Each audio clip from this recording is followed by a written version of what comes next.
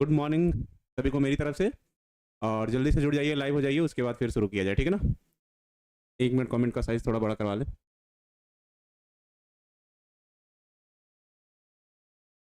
चलो ठीक है, सभी को मेरी तरफ से प्रणाम। गुड मॉर्निंग, जल्दी आ जाओ, उसके बाद फिर शुरू किया जाए। ठीक। चलो चलो चलो जल्दी करो। आज ज़्यादातर हम क्वेश्चन ही लेंगे आप लोगों का, ठीक है ना। PPR 322 इसको ही आज समझाना है। क्वेश्चन मार्क आपने जो भी नाम लिखा है योजी, आज वो समझाना है मुझे, ठीक है ना। PPR का पूरा नाम कोई लिखो। प्लाज्मिड बोलिवर रोड्रिगेज 322 सिंथेसिस तो कहते हो, ठीक है ना। चलो, रोल नंबर 10 प्रेजेंट। सर जी टाइम क्यों चेंज हो गया? आप कैसे हैं सर? ठीक है। टाइम चेंज होने का रीज़न था कि सुबह को बच्चों को कुछ याद करने वाला चैप्टर चाहिए था, सब्जेक्ट चाहिए था। राधे राधे, गुड मॉर्निंग ललित जी, रानी जी, निधि जी, दीप्ति जी, साजन जी, धीरज जी, रवि जी, विकास जी, Manisha ji, UP question mark student जी, यास्मिन आरा जी, बबलू कुमार जी, सोनू कुमार जी। और फिलहाल अभी आते हैं अपने टॉपिक पे, ठीक है ना। जय माँ सरस्वती। ठीक। जय भीम। Yes sir. कल के लेक्चर से अगर किसी का कोई क्वेश्चन हो तो पहले वो पूछ ले, जब तक बच्चे जुड़ रहे हो तब तक हम उसका जवाब दे देंगे, ठीक है ना। चलिए जल्दी करिए। कल के लेक्चर से अगर किसी को कोई क्वेश्चन हो तो मुझसे पहले वो पूछ सकता है कमेंट में, और भी जवाब हम दे देंगे। फिर उसके बाद देखते हैं। रोल नंबर 9 12 सब प्रेजेंट हो गए, 41 भी प्रेजेंट हो गई, ठीक है। सही बात है मोहन गोस्वामी जी। किसी का क्वेश्चन नहीं आ रहा, सब गुड मॉर्निंग ही बोले जा रहे हैं। गुड मॉर्निंग भाई। सर एनसीईआरटी का टॉपिक वाइज पढ़ाइए सर। एनसीईआरटी को उसी वही चल रहा है रवि कुमार जी। एनसीईआरटी का टॉपिक वाइज भी चल रहा है, और एनसीईआरटी में जो छोटे छोटे वर्ड्स दिए हैं उसको भी पूरी तरीके से समझाना है, ठीक है ना। ठीक। काजल, रूपा, MD नौशाद, मुस्कान कुमारी। पार्ट 4 का PDF नहीं आया है? नहीं है क्या?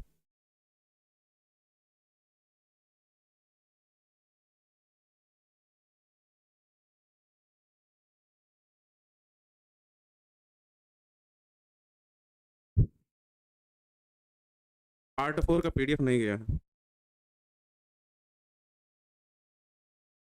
नहीं, ये रहने दो। चलो अब क्लास को शुरू किया जाए, ठीक है ना। चलो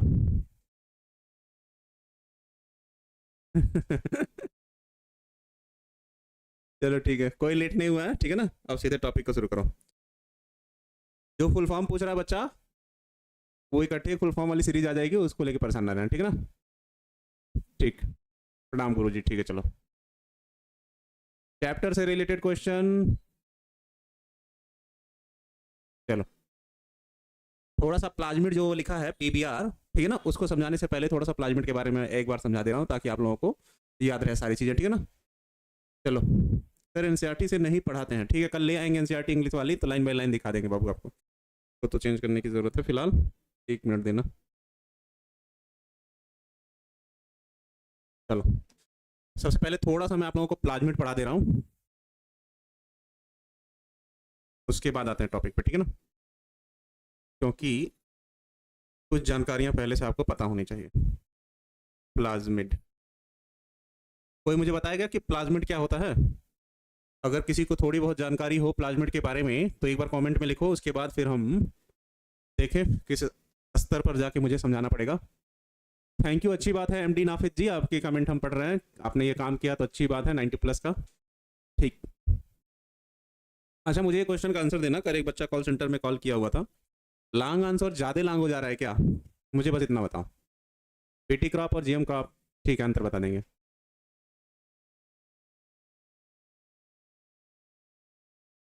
IAP नियंत्रित करता है रोग प्रतिरोधक क्षमता, कीड़ों को लगने से बचाता है। पैलिंड्रोम, DNA में उपस्थित जो हाइड्रोजन बांड है, तो पहले नंबर पर जो नाइट्रोजन बेस पेयर होंगे, छठवें नंबर पर वही नाइट्रोजन बेस पेयर होता है पर एक दूसरे के विपरीत अवस्था में, उसी को पैलिंड्रोम कहते हो। बिल्कुल डाल सकते हो कि मक्के वाला धान में या धान वाला मक्के में, पर तुमको पैदावार बढ़ाना है, पर पैदावार कम नहीं करने की जरूरत है। नो सर, ज्यादा लोगों का आंसर आ रहा है।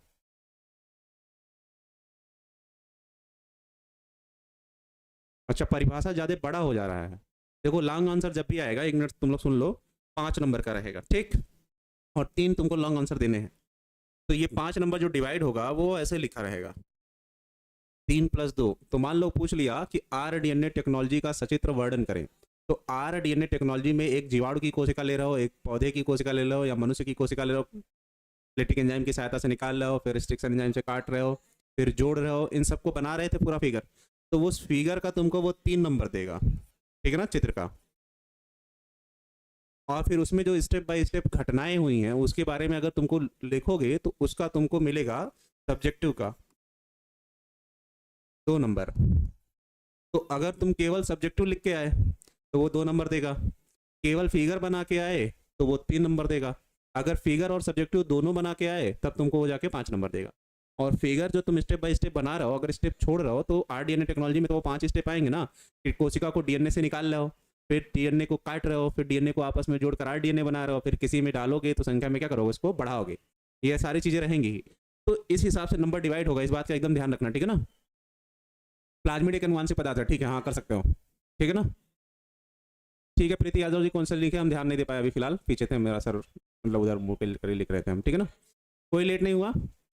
प्लाज्मिड एक गोलाकार डीएनए है जो कि पूरी तरीके से सही है,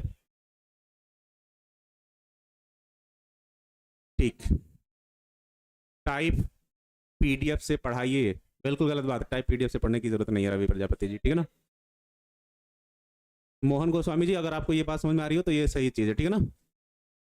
तो आप लोग कोशिश हमेशा यही कीजिएगा, लॉन्ग आंसर जब भी लिखने की कोशिश कीजिएगा, एक हिस्सा उसमें फिगर जरूर बनाइएगा और दूसरे हिस्से में उसकी जानकारियां लिखिएगा, ताकि वो दोनों नंबर आपको दे दे पूरा का पूरा। और शॉर्ट आंसर जब भी लिखिएगा तो उसमें कम से कम छोटे से छोटा फिगर डालिए, क्योंकि बायोलॉजी अगर आप बिना फिगर के आंसर दे के आएंगे तो टीचर पढ़ता नहीं है, इतना देर समय नहीं है उसके बाद, क्योंकि उसको बहुत सारी कॉपियां चेक करनी है, ठीक है ना, इस बात का ध्यान रखना। तो तुम ऐसा क्या अट्रैक्टिव बना सकते हो अपने आंसर शीट में ताकि तुमको वो आसानी से नंबर दे दे देखते ही, इस चीज़ का एकदम ध्यान रखो, ठीक है ना। ठीक, अब आते हैं, सब लोग आंसर प्लाज्मिड में स्टोन प्रोटीन पाया जाता है, सब लोग सही लिख रहे हो, ठीक है ना। अब थोड़ा सा इसमें क्या लिख रहा हो, प्लाज्मिड। चलो आप टॉपिक पे, ये हो जाएगा डीएनए का पहला धागा, ये हो जाएगा डीएनए का दूसरा धागा, और डीएनए के दोनों धागे आपस में क्या है, जुड़े हुए हैं। डीएनए के दोनों धागे आपस में क्या है, जुड़े हैं, इसलिए इसको कहोगे क्या, सर्कुलर, सर्कुलर, एकदम ध्यान से पढ़ो चुपचाप, डीएनए, या इसी को लिखोगे क्या, वृत्तीय डीएनए, वृत्तीय डीएनए, ठीक। दूसरा, प्लाज्मिड एक डबल स्ट्रैंड डीएनए में भी है, पहला धागा और दूसरा धागा, तो इसको लिख सकते हो डीएस डीएनए, या डबल स्ट्रैंड डीएनए कह लो, या द्विकुंडलीय, कुंडलीय डीएनए। और प्रोकैरियोटिक सेल में पाया जाता है तो इसलिए इसको प्रोकैरियोटिक डीएनए भी कह सकते हो, ठीक, ठीक है ना। ठीक है, आ रहे हैं, उसको लेके परेशान मत रहिए। सर्कुलर डीएनए, ठीक है। फिगर को पेन से बनाओगे, पेंसिल से बनाए गए फिगर पे पहले ही लिखा रहता है नोटिफिकेशन में कि आपको नंबर नहीं मिलेगा, इस बात का ध्यान रखना, पहले फिगर फिर थियरी, ठीक है ना। ठीक है, प्लाज्मिड के बारे में जितने लोग आंसर दिए हैं लगभग सही है, ठीक। अब सुनो, एग्रोजेल से अलग किया जाता है, प्लाज्मिड में क्या क्या पाया जाता है, तो इसमें पहला पाया जाता है निफ जीन, चुपचाप सुन लो अभी थोड़ी देर, उसके बाद हम क्वेश्चन ले रहे हैं, ठीक है ना, क्योंकि आज ज़्यादातर हम क्वेश्चन ही लेंगे। पूरा लिखोगे क्या, नाइट्रोजन फिक्सिन जीन, ठीक है ना, नाइट्रोजन स्थिरीकरण, नाइट्रोजन स्थिरीकरण जीन, नाइट्रोजन स्थिरीकरण जीन। दूसरा पाया जाएगा, दूसरा क्या लिख सकते हो, चलो बताओ, दूसरा लिखे थे डिग्रीगेटिव प्लाज्मिड,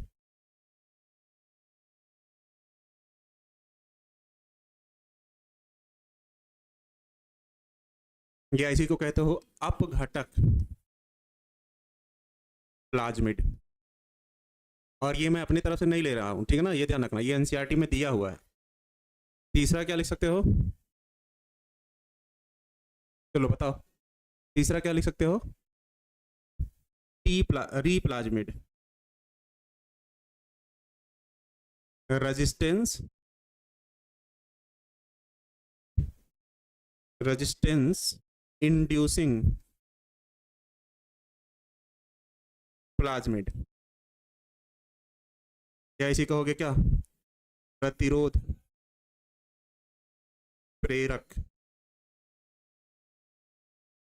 प्लाज्मिड, प्लाज्मिड, ठीक। 1 मिनट हम लिख लें। और एक और बचा है जिस पे ज़्यादा फोकस करना, टी प्लाज्मिड, जिसको हम लोग कहते हैं ट्यूमर इंड्यूसिंग प्लाज्मिड। ट्यूमर तो समझ ही रहे हो, ट्यूमर प्रेरक प्लाज्मिड। एक जगह इसको नोट कर लेना जरूर, एनसीईआरटी में 4 टाइप के प्लाज्मिड की जिक्र की गई है, और इन्हीं 4 टाइप के प्लाज्मिड को लेकर क्या बनाया गया था, तो बनाया गया था बी में इस तरीके से नहीं, PPR 322, ठीक है ना। तो अगर पूछेगा PPR 322 प्लाज्मिड को कितने प्लाज्मिड से, मीजोसोम को एक बार और बोल के समझा दीजिए। मीजोसोम जीवाणु में पाया जाने वाला या प्रोकैरियोटिक कोशिका में पाया जाने वाला वह अंग है जो प्रोकैरियोटिक कोशिका को श्वसन की क्रिया में सहायता प्रदान करता है। यह यूकैरियोटिक कोशिका में पाए जाने वाले माइटोकॉन्ड्रिया के समान होता है, क्योंकि यूकैरियोटिक कोशिका को श्वसन में माइटोकॉन्ड्रिया सहायता प्रदान करता है और साथ ही ऊर्जा देने का कार्य करता है। इसलिए मीजोसोम और माइटोकॉन्ड्रिया एक दूसरे के संपूरक माने जाते हैं, समान, ठीक है ना। ठीक, कोई मुझे आप PPR 322 का फुल फॉर्म लिख के बताओ फटाक से, चलो जल्दी करो। सर ये सब ही कल पूछ रही थी, तो हर चीज को पढ़ने का समय होता है, ठीक है। चलो अभी आप चलो जल्दी बताओ।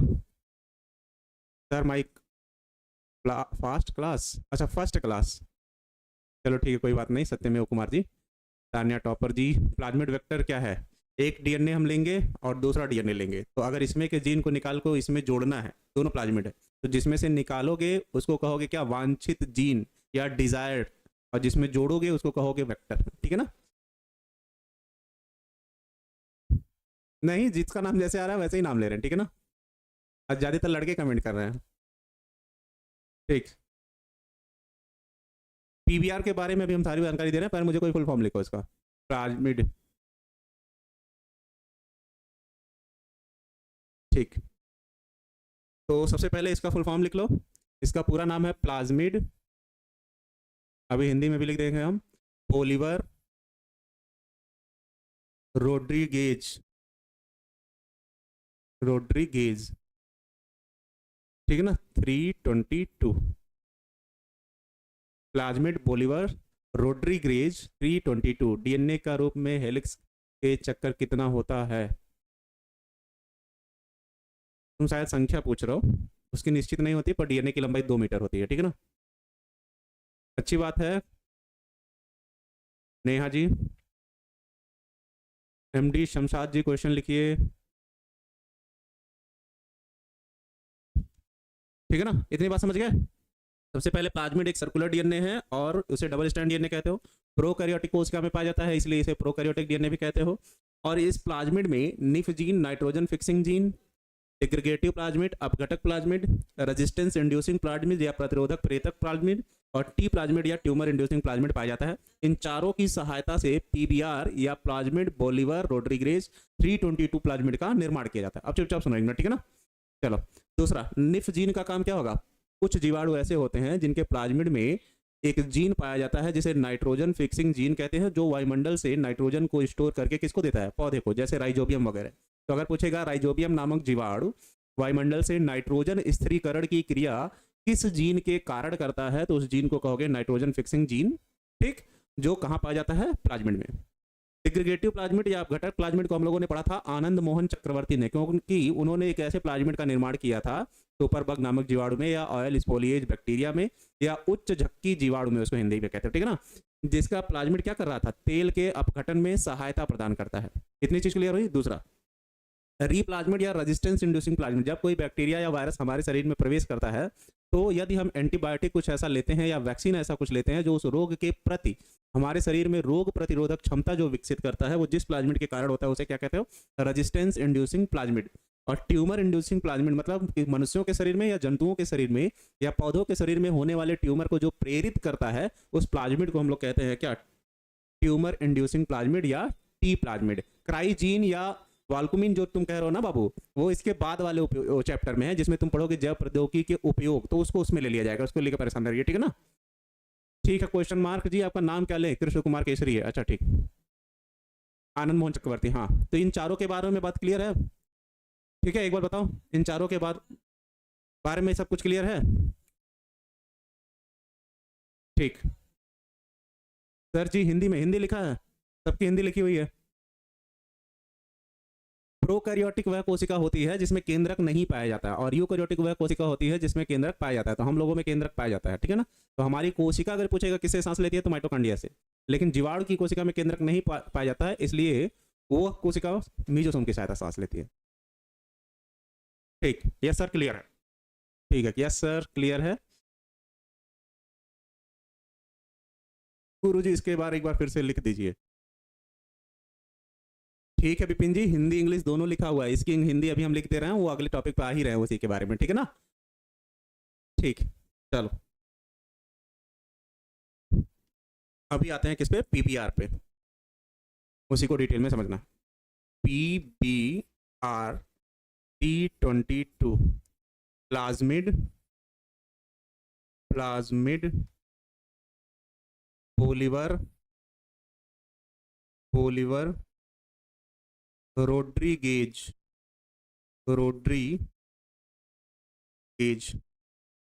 पूरा नाम है इसका, प्लाज्मिड बोलीवर रोड्रीगेज 322। अब इसके बारे में पहले थोड़ा सा लिख लो, ये है क्या। सबसे पहले जानकारी ये लिखोगे,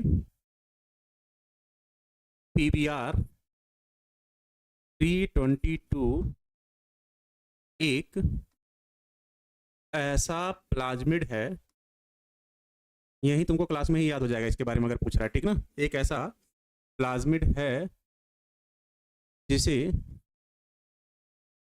जिसे प्रयोगशाला में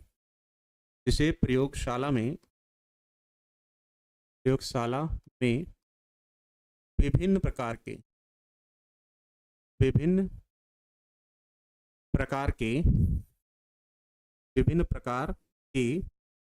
प्लाज्मिड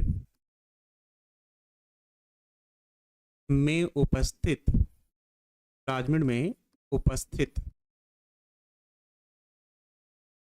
जीन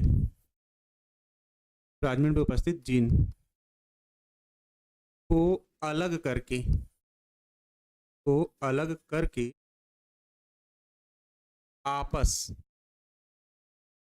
आपस में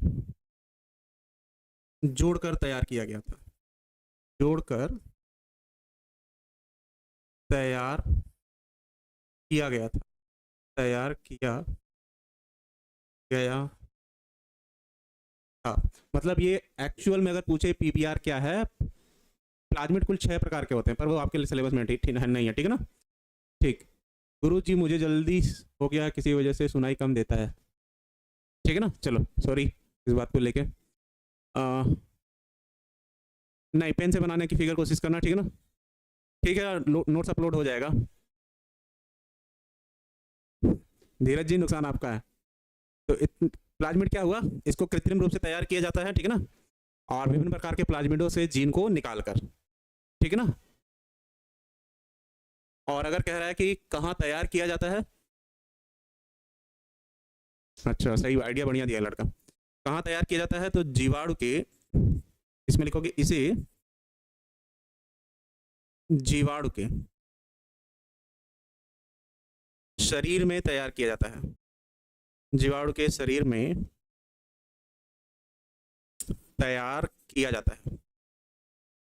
जाता है। तो पहले तो इतनी जानकारी तुम लिखो किसके बारे में, पीबीआर 322 के बारे में। तो पीबीआर का मतलब समझ गए, प्लाज्मिड बोलीवर रोड्रिगेज।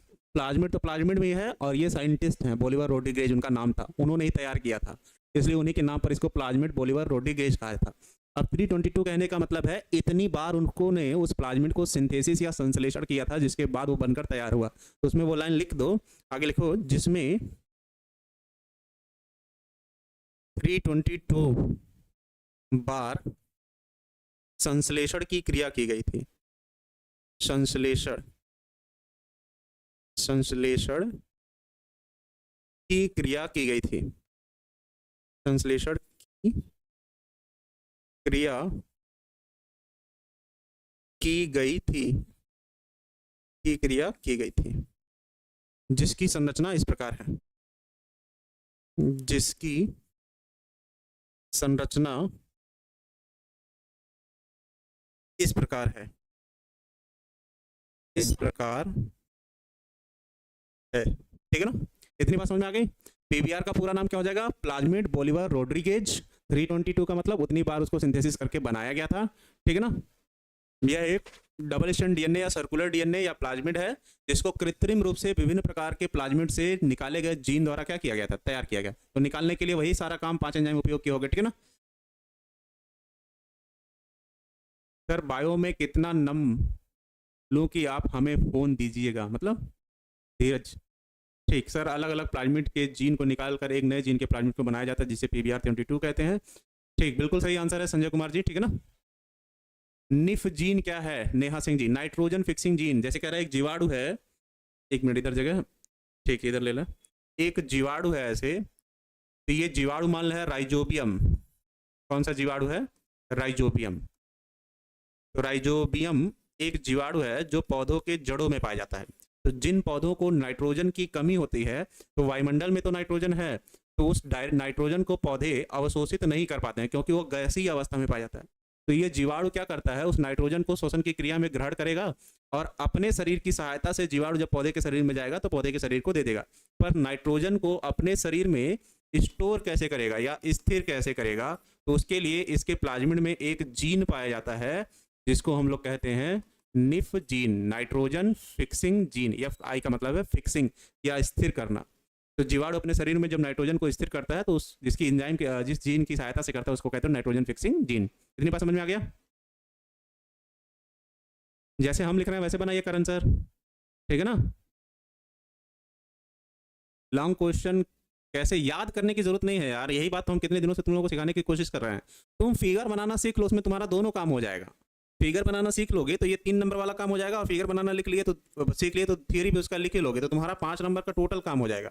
वैसे तुम 4-3 पे आके अटक जाओगे, फिगर सही से नहीं बनाओ 2 नंबर 1 नंबर इसमें काटेगा, लिखोगे सही से नहीं तो 1 नंबर इसमें काटेगा, तो 3-4 पे आके लटक जाओगे, फिर वो दिक्कत कर जाएगी तुम लोगों के लिए, ठीक है ना। सबसे ज्यादा पहले क्लियर करो तुम फिगर, क्योंकि जितना अट्रैक्टिव उसको कॉपी में बना के दे दिए, तो वो तो वैसे भी जब तक उसको लगेगा कि आपने फिगर सारे स्टेप बाय स्टेप बनाए हुए हैं, तो थियरी तो जाहिर सी बात है उसने लिखी होगी बच्चे ने, ठीक है ना। ठीक है, क्रिस्टल क्लियर। करण जी आप जितना पढ़ेंगे वो आप ही के लिए बेहतर है, ठीक है ना। हाँ, फिगर इस चैप्टर में एक ही तरह का इसी फायदा है। इसके बाद जो उपयोग वाला पढ़ोगे उसमें इंसुलिन और वैक्सीन बनाना ज्यादातर पढ़ोगे, तो वो भी इसी तरीके का है लगभग, क्योंकि बायोटेक्नोलॉजी का तो स्टेप बदल नहीं जाएगा, वही 5 एंजाइम का उपयोग करोगे आप, ठीक है ना। फिगर नहीं बनाने आता है तो ये आपकी प्रॉब्लम है अभी जी, ठीक है ना मिस्टर अभी जी, वो तो आपको ही प्रैक्टिस करना पड़ेगा। मैं तो जा जाके पूरे स्टेट में सबके कॉपी में फिगर थोड़ी बनाएंगे हम, ठीक है ना। ओकाजाकी खंड, डीएनए के वह खंड जो डीएनए रिप्लिकेशन की क्रिया के समय सबसे पहले बनते हैं, छोटे छोटे, उन्हें ओकाजाकी फ्रेगमेंट कहते हो, और वो भी डीएनए लिगेंड एंजाइम की सहायता से आपस में जुड़कर सी डीएनए या कंप्लीमेंट्री डीएनए या पूरक डीएनए का निर्माण करते हैं, जिसके कारण डीएनए के दोनों धागे आपस में जुड़कर ये डबल स्ट्रैंड डीएनए का निर्माण करते हैं। यह एक यूकैरियोटिक डीएनए होता है, ठीक है ना। वेक्टर प्लाज्मिड वह प्लाज्मिड होता है जो क्या करता है, किसी जीन को लेकर एक पीढ़ी से दूसरी पीढ़ी में स्थानांतरित होता है। तो वेक्टर को हिंदी में लिखते हो वाहक, जैसे साइकिल से तुम जा रहे हो पढ़ने, तो साइकिल तुम्हारे लिए वाहक हुआ, तो जीन को जो लेके जाता है उसी को वेक्टर डीएनए कहते हैं, ठीक है ना। सत्यम कुमार जी आप अपनी तरफ से पूरी कोशिश कीजिए, क्रिस्टल क्लियर। ठीक, सोनम भारती जी नहीं क्यों जोड़ दिया आपने, उसमें क्या दिक्कत हो गई। पीसीआर क्या होता है, पॉलीमरेज चेन रिएक्शन है, जिसके बारे में सबसे पहले मूलिश ने बताया था आई थिंक 1983 में, जिसने सबसे पहले प्लाज्मिड को या आरडीएनए को, रिकॉम्बिनेंट डीएनए या पुनर्संयोजित डीएनए को औद्योगिक स्तर पर बहुत मात्रा में उगाया था। मोएट किसे कहते हैं, पहली बार सुन रहे हैं, इंग्लिश लिखो बाबू, हो सकता है आप थोड़ा बहुत मिस किए हो, ठीक है ना। ठीक,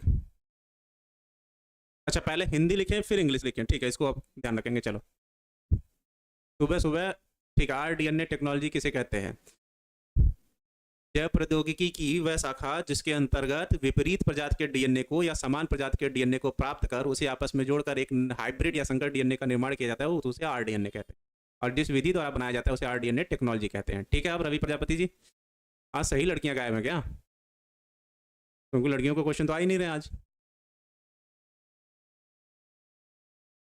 ठीक, चलो अब आते हैं किस पे, हाँ ठीक है, पीबीआर पे, इसको हटाओ। अब पीबीआर वाली संरचना जब बनाओगे तो तुम बना रहे हो क्या, कुछ इस तरीके से, डीएनए का पहला धागा बुक में जो दिया हुआ है, और डीएनए का दूसरा धागा, तो ये है क्या, PBR320 प्लाज्मिड बोलिवर रोड्रिगेज, ठीक है ना, इतनी बात। अब ये कह रहा है कि ये पहले ऐसा नहीं था, हमारे पास बहुत सारे प्लाज्मिड थे। मान लो ये पहला प्लाज्मिड है, ठीक, मान लो कह रहा है कि ये पहला प्लाज्मिड है, ये दूसरा प्लाज्मिड है, ये हो गया दूसरा प्लाज्मिड, ये हो गया तीसरा प्लाज्मिड, ठीक, ऐसे बहुत सारे प्लाज्मिड थे। ये हो गया चौथा प्लाज्मिड, ये हो गया चौथा प्लाज्मिड। तो ऐसे अलग अलग जीवाणुओं के शरीर से अलग अलग प्लाज्मिड को निकाले थे, ठीक, और सब प्लाज्मिड में अलग अलग प्रकार के क्या पाए जा रहे हैं, जीन पाए जा रहे हैं, जिसके कारण जो लाभदायक जीन होंगे इसमें से निकाले और इसमें एक नए प्लाज्मिड में लाके जोड़कर एक नया प्लाज्मिड बना दिए। तो उसी प्लाज्मिड को क्या बोले, प्लाज्मिड बोलिवरेज रोड्रिगेज। जिसमें सबसे पहले अगर हम लोग कह रहे हैं कि कोशिश करें कि किसमें से क्या निकाला गया, तो एक प्लाज्मिड था जिसमें से निकाला गया क्या, इको R1, ठीक है ना। इसको क्या पढ़ोगे, इस्चेरिशिया कोलाई रिस्ट्रिक्शन फर्स्ट, ठीक है ना। तो इसको ले आए और मान लो कह रहा है कि पौधे कह रहा है प्लाज्मिड के इस हिस्से में जोड़ दिए, ठीक है ना। इस हिस्से को क्या पढ़ोगे, कोलाई, इस्चेरिशिया कोलाई रिस्ट्रिक्शन फर्स्ट। ये बुक में तुम्हारे पूरा फुल फॉर्म नहीं लिखा हुआ है, तो वो मैं लिख दे रहा हूँ क्योंकि हो सकता है फुल फॉर्म पूछ ले तो वो तुम्हारे लिए लाभदायक हो जाए, ठीक है ना। सेपरेशन और आइसोलेशन फ्रेगमेंट, सेपरेशन मतलब होता है अलग करना और आइसोलेशन मतलब भी अलग करना होता है। तो जब किसी दूसरे डीएनए से अलग करते हो तो सेपरेशन, अपने डीएनए से अलग करते हो तो आइसोलेशन, ठीक है ना। ठीक, दूसरा लिखे हो क्या, बैम, कौन सा कलर था, रेड। दूसरा क्या लिखे हो, बैम फर्स्ट, ठीक है ना। दूसरा क्या पढ़े हो, बैम, बुक में लिखा है ये H फर्स्ट ऐसे करके लिखा। मान लो इसको डीएनए के इस हिस्से में लाके जोड़ दिया, ठीक। तो इसका पूरा नाम क्या लिखोगे, बैसिलस, पूरा नाम क्या लिखोगे, bacillus, bacillus, BACILLUS, bacillus Hind first. अभी सबका काम हम समझा दे रहे हैं, ठीक। तीसरा लिए हो, मान लो कह रहा है कोई हिस्सा, तीसरा कोई हिस्सा लिया हो मान लो, ठीक है ना। कोका जाके फ्रेगमेंट जल्दी से समझा देंगे, ठीक है, अभी रुक जाओ। तीसरा कोई लिखे हो, हिंद थर्ड, हिंद 2 भी आ रहे हैं, ठीक है ना। तीसरा मान लो कोई हिस्सा ले लिया, ये इतना हिस्सा, जिसको हम लोग कहेंगे क्या, हिंद थर्ड। तो हिंद थर्ड को क्या पढ़ते हो, कोई मुझे बताएगा, हीमोफिलस इन्फ्लुएंजी से प्राप्त किया गया था इसको, ठीक है ना। H का मतलब है हीमोफिलस, आयन से है इन्फ्लुएंजी, हीमोफिलस इन्फ्लुएंजी, अभी हिंदी में किनारे कर दे रहे हैं, ठीक है ना सब। डीएनए पूर्ण रोड्रिगेज, पूर्ण योगेज, ठीक है, अभी बोल दे रहे हैं, मुझको समझा रहे हैं। और अगला लिखा है मान लो क्या, बताओ जरा मुझे कोई, अगला लिखा है क्या, मान लो कह रहा है इस हिस्से में लिखा है ओरीसी, ओरी, या इसे कहते हो रिप्लिकेशन ऑफ ओरिजिन या ओरिजिन ऑफ रिप्लिकेशन भी कह सकते हो, ओरिजिन ऑफ रिप्लिकेशन, ठीक। तो ऐसे फिगर दिया हुआ है, ठीक है ना, ठीक है, अभी बता दे रहे हैं, ठीक। अब सुनो इसका काम क्या है, हम अगर एक, ध्यान से सुनो, डीएनए का धागा लें ऐसे, डीएनए का ये सिंगल थ्रेड है, ठीक है ना, जो गया है किधर, 5 से 3 की तरफ। तो उसमें कह रहा है नाइट्रोजनस बेस पेयर पाए जा रहे हैं, कौन कौन से, GAATT, यहाँ भी क्या लिखोगे, AATT। तो डीएनए से इसका दूसरा धागा भी जुड़ा होगा, ठीक है ना, डीएनए से यहीं पर इसका दूसरा धागा भी जुड़ा होगा। तो डीएनए का दूसरा धागा किस दिशा में होगा, 3 से 5 की दिशा में। तो इसमें भी जो नाइट्रोजनस बेस पेयर होंगे वो एक दूसरे के कैसे होंगे, विपरीत दिशा में होंगे। तो इसको लिखोगे GAATT, क्योंकि GC से जुड़ता है, AT से जुड़ता है, इस बात को ध्यान रखोगे। यहाँ भी लिखोगे क्या, AATTC। अब डीएनए को छोटे छोटे खंडों में काटने के लिए, नहीं भूलेगा, थोड़ा सा दिमाग, थोड़ा सा स्पेस रखो, ठीक है ना। डीएनए को छोटे छोटे खंडों में काटने के लिए किस एंजाइम का उपयोग करते थे, रिस्ट्रिक्शन इंडोन्यूक्लियेज एंजाइम को, जिसको कहां से प्राप्त किए थे, हीमोफिलस इन्फ्लुएंजी नामक जीवाणु की सहायता से, और रिस्ट्रिक्शन एंजाइम की सहायता से, इसको सहायता से काटते हो। इतनी बात समझ आ गई। तो अगर इस जीवाणु के, सॉरी, इस डीएनए में हम क्या क्या डालते हैं, एक तो डाल दे क्या, OR1, जिसको हम पूरा पढ़ रहे हैं क्या, इस्चेरिशिया कोलाई रिस्ट्रिक्शन फर्स्ट, और दूसरा डाल दें क्या, हिंद थर्ड, हिंद थर्ड, जिसको हम पूरा क्या पढ़ रहे हैं, हेमोफिलस इन्फ्लुएंजी। तो ये डीएनए को क्या करेगा, इस जी वाले भाग से काटेगा, यहाँ से क्या करेगा, ये काट कर अलग कर देगा, और यहाँ से भी काट कर अलग कर देगा, यहाँ से काट के अलग कर देगा। इतनी बात समझ में आ गई। तो डीएनए को छोटे छोटे खंडों में काटने के लिए जिस एंजाइम का उपयोग किया जाता है उसको कह रहे हो रिस्ट्रिक्शन एंजाइम फर्स्ट, या हिंद थर्ड, या हीमोफिलस इन्फ्लुएंजा से प्राप्त होता है। ठीक है ना, इतनी बात क्लियर है? बताओ जल्दी। नाम पे भी थोड़ी देर रुक जाओ, क्योंकि इसमें बहुत सारे कॉम्प्लिकेटेड चीजें हैं। ठीक है ना, थोड़ी सी समझ लो पहले कि किसका क्या मतलब है। ठीक, जेल डॉक्यूमेंटेशन मतलब होता है एग जेल पर स्थापित करना, जोड़ना, और डिहाइड्रेशन की क्रिया के द्वारा उसमें से जेल को बाहर निकालना, ताकि डीएनए के बैंड तुमको मिल सके। ठीक है ना, सर क्लियर है? बस वर्ड का मतलब समझना। जैसे यहाँ लिखा है पीबीआर 322 का फुल फॉर्म क्या था, पॉलीमरेज बोलीवेज रोडिग्रेज 332, ये लिख लोगे। फिर पूछेगा इको R1 और हिंद थर्ड की एंजाइम की सहायता से डीएनए के किस भाग को काटा जाता है, तो ग्वानिन वाले भाग से इसे अलग किया जाता है। फिर पूछेगा कि बैम, अच्छा यन नहीं है, यम है, बैम का पूरा नाम क्या है, तो बैसिलस हिंद फर्स्ट कहते हैं उसको। इतनी बात क्लियर है? और फिर ओरिसी कैसे, तो यहाँ लिखोगे प्लाज्मिड में उपस्थित, यहाँ पे क्या लिखोगे, प्लाज्मिड में उपस्थित, प्लाज्मिड में उपस्थित वह भाग जहां से द्विगुणन प्रारंभ होता है, द्विगुणन प्रारंभ होता है, उसे क्या कहते हो, ओरिजिन ऑफ रिप्लिकेशन। रिप्लिकेशन मतलब द्विगुणन, ओरिजिन मतलब उत्पत्ति या प्रारंभ होना। तो प्लाज्मिड के जिस भाग से द्विगुणन की क्रिया प्रारंभ होती है उसे क्या कहते हो, ओरिस कहते हो। ठीक है ना, इस बात करें सर, यू भी ऑनलाइन पता नहीं ये पढ़ते हैं? अच्छा, मतलब हम भी ऑनलाइन पढ़ते हैं? नहीं, हम किताबों से पढ़ते हैं। अच्छा ठीक है, हम अलग कर दे रहे हैं। ठीक है ना, सुषमा जी, पेन से बनाना फिगर, पेन से बनाना, पेन से बनाना। ठीक है ना, हाँ अभी हम एक एक के बारे में लिख रहे हैं। ठीक है ना, चलो फिर अगला वाला जो है उसमें लिखा है AAGCTT,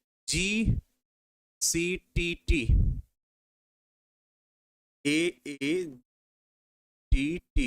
अगर इसमें पूछेगा कहां से कट करता है, हिंद थर्ड, तो कभी कभी हिंद थर्ड यहां से कट करता है, एडिनिन वाले भाग से। ठीक है ना, इस बात का भी ध्यान रखना। और बैम वाला जो है ये थर्ड करता है GAATT को जी वाले भाग से। अब एक एक ऑब्जेक्टिव क्वेश्चन में पूछना, बोर्ड की तरफ देख के बोलना। ठीक है ना, इस बात का ध्यान रखना, बोर्ड की तरफ देख के बोलना। हाँ, हिंदी में और इंग्लिश दोनों लिख सकते हो, उस बात को लेके परेशान मत रहना। ठीक है ना, अब एक एक क्वेश्चन हम पूछते हैं, मुझे बस ऑब्जेक्टिव क्वेश्चन का जवाब देते जाओ अगर इससे कुछ पूछ रहा है तो। सबसे पहला अगर पूछेगा कि PBR 322 कृत्रिम रूप से तैयार किया जाता है कि प्रकृति में पाया जाता है, चलो मुझे इस क्वेश्चन का आंसर दो। देखो इसमें ऑब्जेक्टिव ज्यादातर पूछता है, इसलिए हम पहले ऑब्जेक्टिव पे फोकस कर रहे हैं। पहला क्वेश्चन ये है कि PBR 322 प्रकृति में कृत्रिम रूप से तैयार किया जाता है कि प्रकृति में पाया जाता है, इतना बताओ मुझे, ये बताओ।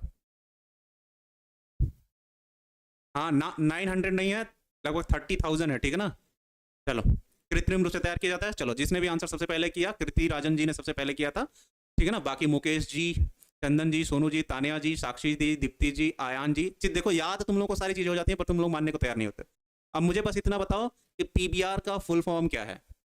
चलो अगला क्वेश्चन ये है कि PBR को विस्तृत रूप से क्या कहते हैं, चलो जल्दी बताओ। PBR को विस्तृत रूप से क्या कहते हैं? Black and blue pen use करते हो? सभी लोगों का आंसर सही आ रहा है। निशा, दीपक, शाहिल, विपिन, अयान, युवराज, दीप्ति, इशिका, प्रिया, शाहिल, कुंदन, ऋषि। मुझे बस ये बताओ PBR का फुल फॉर्म या विस्तृत रूप क्या है? Plasmid Bolivar रोड्रिग्रेज। प्रिया कुमारी जी का आंसर फिर सबसे पहले आया। ठीक है ना, पूरी तरीके से सही है। तानिया, आराधना, साक्षी, गुलसिमान, निशा, रानी, प्रिया रानी, विपिन, संजय, दिव्या, सबका सही है। ठीक, अगला क्वेश्चन ये पूछ रहा है कि PBR को कृत्रिम रूप से तैयार करने के लिए कितने प्रकार के प्लाज्मिड का उपयोग किया गया? PBR 322 को कृत्रिम रूप से तैयार करने के लिए कितने प्रकार के प्लाज्मिड का उपयोग किया गया था? चलिए जल्दी बताइए। सही है महेश जी, बिल्कुल आपका भी आंसर। 4 प्रकार का निशु राय का आंसर सबसे पहले आया है, उसके बाद अभिनंदन कुमार जी का, फिर आया है काजल जी का, फिर आया है नवनीत कुमार का, फिर श्रुति, फिर नेहा, फिर अभिनंदन, फिर ने से आंसर किए। और लगभग 5वां मुकेश कुमार जी। 5 प्रकार कहाँ लिखे हैं आपने? 4 प्रकार ही लिखे थे। Nif gene, degradative plasmid, restriction plasmid, T plasmid, nitrogen स्थिरीकरण जीन, अपघटक प्लाज्मिड, प्रतिरोध प्रेरक प्लाज्मिड और ट्यूमर प्रेरक प्लाज्मिड। 4 प्रकार हैं, इससे ज्यादा नहीं है, ठीक है ना। अब अगर पूछा जाए कि इन चारों प्रकार के प्लाज्मिड को कहाँ तैयार किया गया था, कोई मुझे ये बताएगा? इस चारों प्रकार के प्लाज्मिड को कहाँ तैयार किया गया था? पीपीआर 322 को तैयार करने के लिए जो 4 प्रकार के प्लाज्मिड का उपयोग किया था सोनम कुमारी जी, उसे कहाँ तैयार किया गया था? आप 6 लिख रही हैं, ठीक है ना। इसे कहाँ तैयार किया गया था, मुझे ये बताइए। चलिए, पीबीआर 322 को तैयार करने के लिए इसे जीवाणु में अभिनंदन कुमार जी का सबसे पहला आंसर आया। अब अगर पूछ ले किस जीवाणु में तैयार किया गया था, तो उसका आंसर आप लोग क्या देंगे? मैंने लिखना शायद हम भूल गए हैं।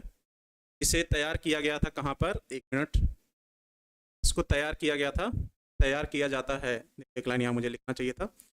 अगर आप लोगों को किया जाता इस प्रकार है, ठीक है, यहाँ पे लिख लेना, उसमें राइजोबियम में। किस जीवाणु में तैयार किया गया था? तो राइजोबियम में तैयार किया गया था, ठीक है ना। थोड़ा सा यहाँ एक लाइन मुझे लिखना चाहिए था, मिस हो गया। तो किस जीवाणु में तैयार किया गया था? राइजोबियम में। और ये जीवाणु पौधों के जड़ों में प्राप्त होता है, ठीक है ना, नाइट्रोजन स्थिरीकरण करता है, ठीक है, पूरी तरीके से सही है। अगला क्वेश्चन ये पूछा जाए, ठीक है ना, इसी में देखो ऑब्जेक्टिव क्वेश्चन की बात कर रहे हैं अभी। इको R1 डीएनए को किस भाग से विभाजित करता है? इको R1 डीएनए को किस भाग से विभाजित करता है? और इको R1 का फुल फॉर्म भी लिखना है, लेकिन वो दूसरा क्वेश्चन होगा, ठीक है। जीवाणु में सबका सही है, ठीक है ना। राइजोबियम में हाँ बिल्कुल सही है, ठीक, पूरी तरीके से सही है। इको R1 जी वाले भाग से सोनू कुमार जी का, फिर अमन कुमार जी का, फिर निशु जी का, फिर ललित कुमार का, ठीक, फिर अनुज अर्जुन का, और फिर इको R1, ठीक है, सही, सभी लोगों का आंसर सही है जी वाले भाग से। दूसरा क्वेश्चन ये पूछे कि इको R1 का फुल फॉर्म या विस्तृत रूप क्या है? चलो जल्दी बताओ, ब्लू पेन से लिख सकते हो। इस्चीरिशिया कोलाई रिस्ट्रिक्शन फर्स्ट। श्रुति कुमारी जी आपका पहला आंसर आया था, लेकिन उसके पहले किसी बच्चे ने आंसर किया था, लेकिन मैं उसको पढ़ नहीं पाया, ठीक है ना। ठीक है, चलिए, सही है, यहां तक याद हो गया। दूसरा पूछेगा अगर इसमें ओरी, ठीक है ना, ये ओरी लिखा है, बुक में ऐसे भी लिखा हुआ है ओरी। किसी प्लाज्मिड में ओरी का क्या अर्थ है? किसी प्लाज्मिड में ओरी का क्या अर्थ है? ठीक है, आर्यन जी, साहिल जी, अंकित जी, प्रिंस जी, अनिशुल, श्रुति, गौतम, तानिया, कुंदन, कृति, गुलशन, कृतिका कुमारी जी, आपका आंसर पूरी तरीके से सही है। चलो बताओ, किसी प्लाज्मिड में ओरी का क्या अर्थ है? बोर्ड से हटकर पूछिए सर हम सबको। अच्छा ठीक है, बोर्ड से हट के कॉपी में रहेगा ना, ठीक है, बोर्ड से हटेंगे तो हम देखेंगे कैसे। किसी प्लाज्मिड में ओरी का क्या अर्थ है? ठीक है गुड़िया कुमारी जी, 900 से अधिक नहीं है, वो लगभग 30,000 है, ठीक है ना, ऐसे ध्यान रखना। ओरिजिन ऑफ रिप्लिकेशन, ठीक है, पूरी तरीके से सही है, मतलब डीएनए में उपस्थित वह भाग जहां से द्विगुणन की क्रिया प्रारंभ होती है।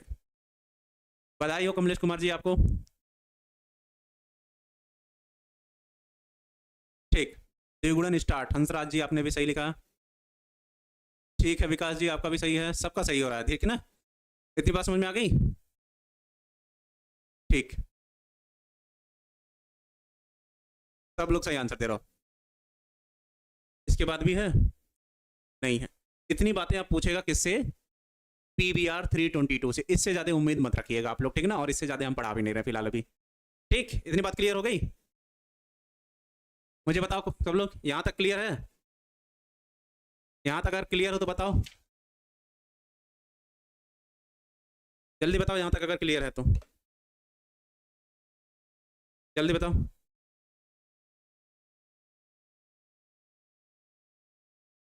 अब सुनो, एक एक वर्ड दिया हुआ है। एक लिखा है BST, पूरा नाम है इसका बोवाइन, बोवाइन सोमैटोट्रोपिन,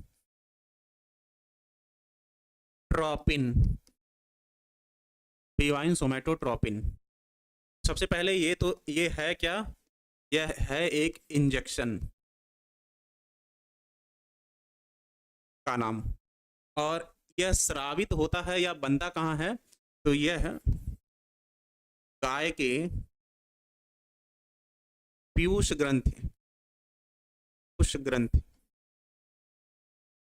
से प्राप्त किया जाता है, से प्राप्त किया जाता है, जिसे इंजेक्शन के रूप में तैयार किया जाता है। किया जाता है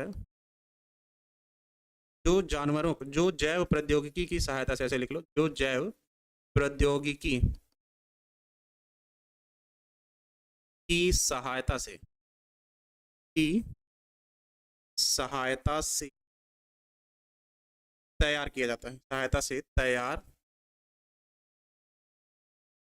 किया जाता है, तैयार किया जाता है, जिससे जंतुओं में, जिससे जंतुओं में दुग्ध उत्पादन, दुग्ध उत्पादन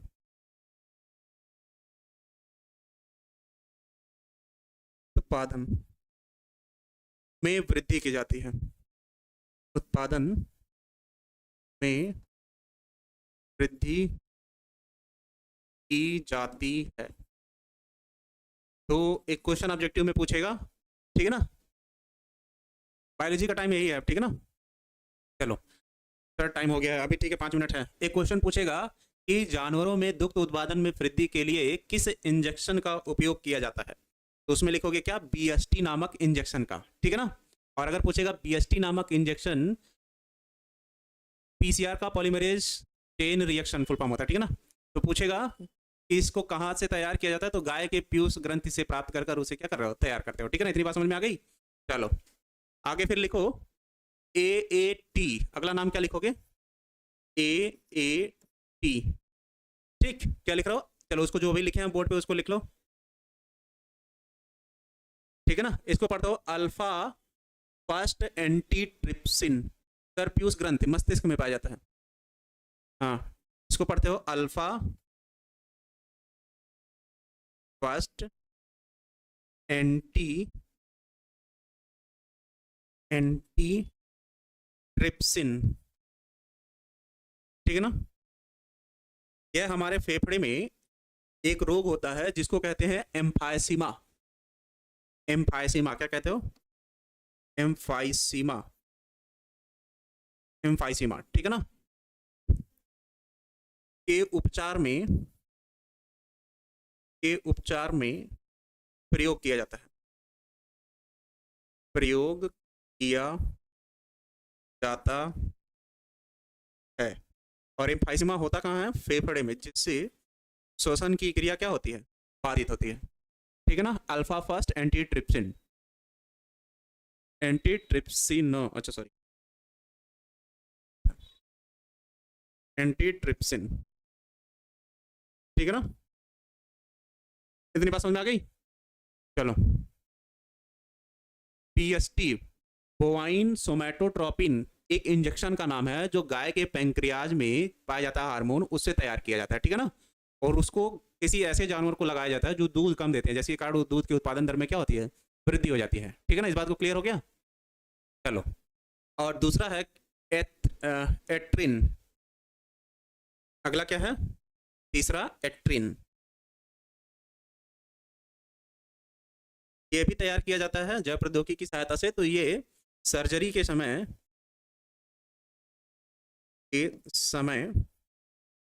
रोगी को दिया जाता है, रोगी को दिया जाता है, जो रक्त के जमने, रक्त के जमने में सहायता प्रदान करता है, जमने में सहायता प्रदान करता है।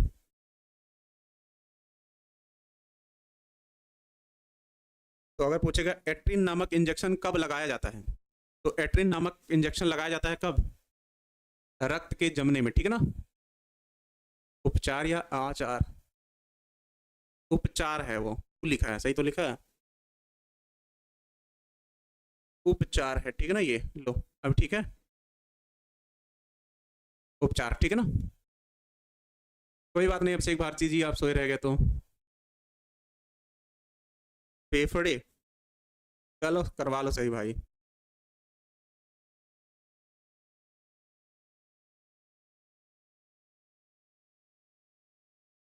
फेफड़े, ठीक है ना, एम्फाइसीमा नामक रोग फेफड़े में होता है। तो ये ऑब्जेक्टिव क्वेश्चन में कभी कभी पूछ लेता है, इस बात का ध्यान रखना, ठीक है ना। चलो अब ये चैप्टर यहीं पे खत्म है, केवल जैव प्रौद्योगिकी, उसके उपयोग नहीं खत्म है, तो इसका ऑब्जेक्टिव मैं कल ले लूंगा, ठीक है ना। फिलहाल टाइम हुआ है क्योंकि किसी और सर की भी क्लास होगी इसी टाइम पे, ठीक है ना।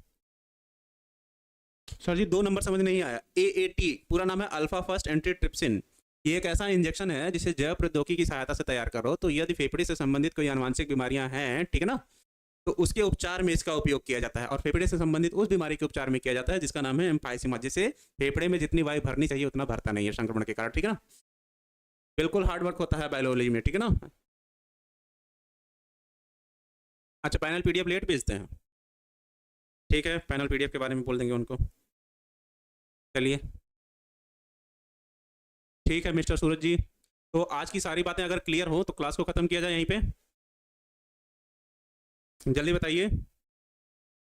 आज की बातें अगर सारी क्लियर हो तो सही खत्म किया जाए इसे। यस सर क्लियर है।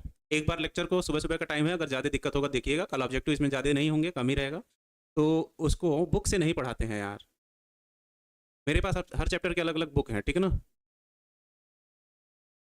NCERT को ही उसमें ब्रीफ किया गया, समझाएगा इस चीज़। Yes sir.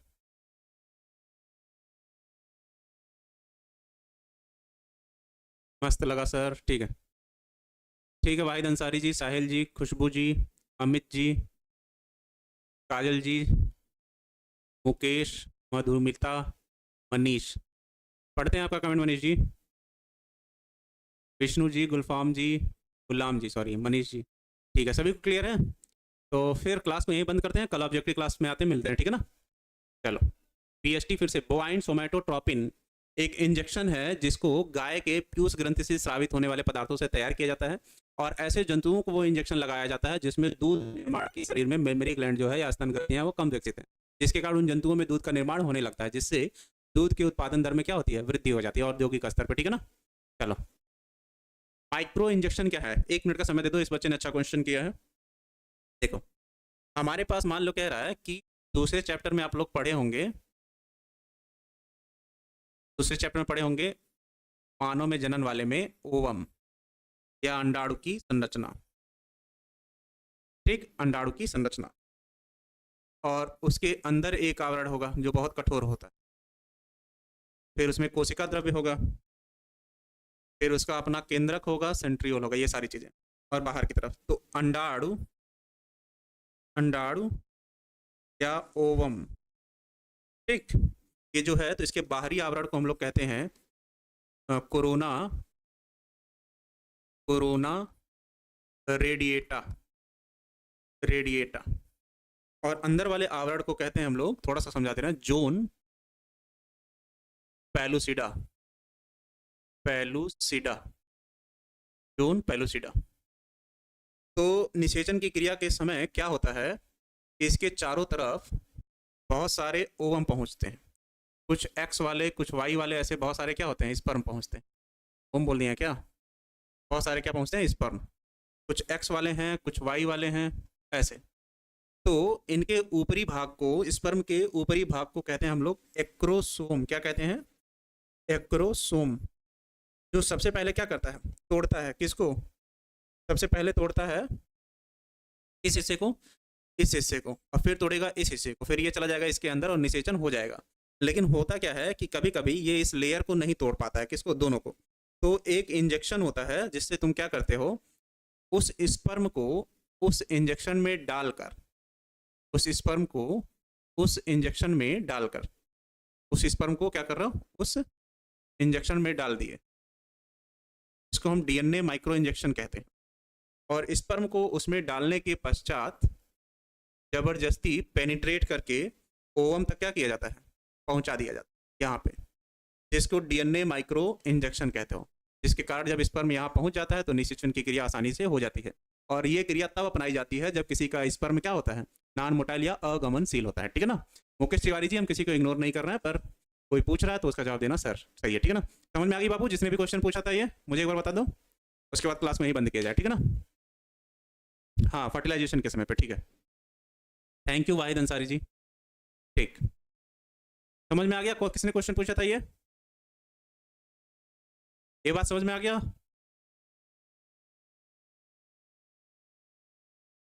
ठीक है, यस सर, समझ में आ गया, मस्त लगा सर, समझ में आ गया, क्लियर रहा। वैसे पूछा किसने था ये तो मैं भूल ही गया। चलो ठीक है, फिर कल मिलते हैं इसी टाइम पे, ठीक है ना? मुकेश तिवारी जी इग्नोर नहीं करना है, क्लास का टाइम हो गया, ठीक है ना?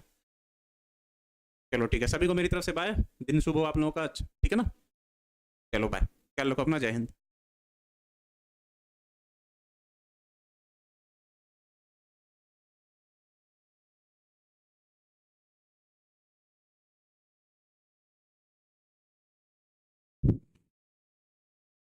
हेलो बच्चों।